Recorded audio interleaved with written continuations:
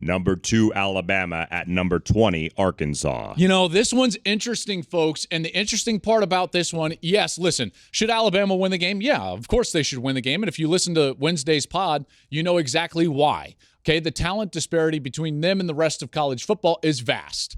And so should they beat Arkansas? Yes. But why is this interesting? Well, Alabama has been struggling in true road games in the last couple of years. You just go back to the start of last season, and what happened the first time they went on the road? They had to win a struggle bus type of game against Florida in the Swamp by 2 points. Then they went to A&M, got beat by Texas A&M. They went to Auburn later in the year and played a 4-overtime game against their rival. And then this year they went on the road for the first time in 2022. And what happened? They escaped Austin by a point. So again, those are 4 of their last 5 road tests, and they haven't played great. So you might assume that they're not going to play really well against Arkansas. And Arkansas is a team that played them tough a year ago. So you could talk yourself into, hey, Arkansas's got a chance in this game. Hey, you know, Arkansas might cover all these different things. Hold on. Hold on to that thought. The reason Arkansas played so well against Alabama a year ago is that they were able to be two-dimensional on offense. Bama's defense is incredible. All right, and that's not going anywhere anytime soon. Last year, KJ Jefferson threw for over 350 yards against Alabama. Why? He had a great wide receiver. We saw him drafted early in the NFL draft, Treylon Burks. Burks went 8 catches for 179. It's a big reason why they were able to have success against the Tide is because they were two-dimensional. They were balanced. I don't think that they have the ability to be that balanced this year. They certainly don't have a Treylon Burks-style wide receiver on the outside. And if you watched last week's game, they weren't able to move the ball like they should have against what is, I think, a very average A&M defense. So what suggests that they're going to come out there and all of a sudden play great on offense against Bama?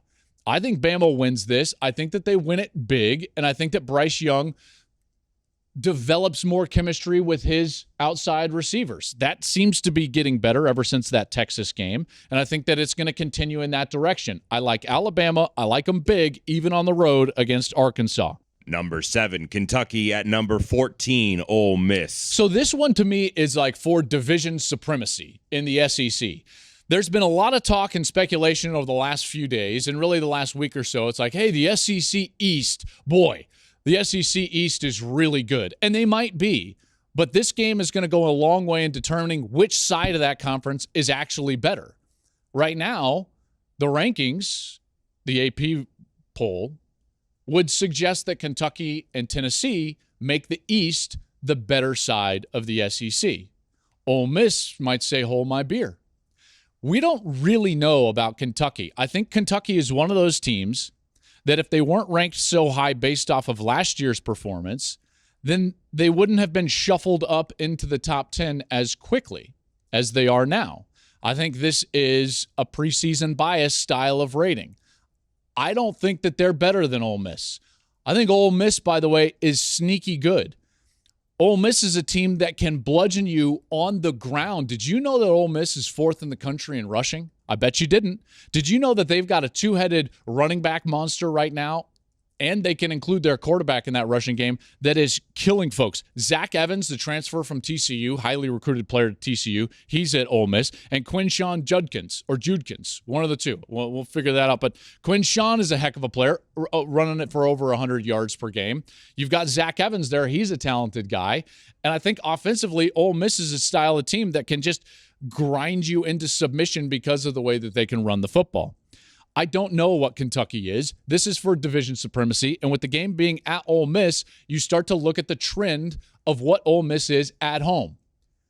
Lane Kiffin in his first 3 home games at Ole Miss, 0-3. You'd be like, man, bad start for Lane Kiffin. Since that point, 12-0 at home. They're 12-0 in their last 12 at home. Give me Ole Miss in this one. I think they take care of business. They beat Kentucky, and we start to look at the SEC West as the better side of the SEC than the East. Hey, thanks for watching. If you enjoy that clip, make sure you click subscribe somewhere down here. From game highlights to exclusive interviews and rankings, we've got everything you need as a college football fan right here, College Football on Fox.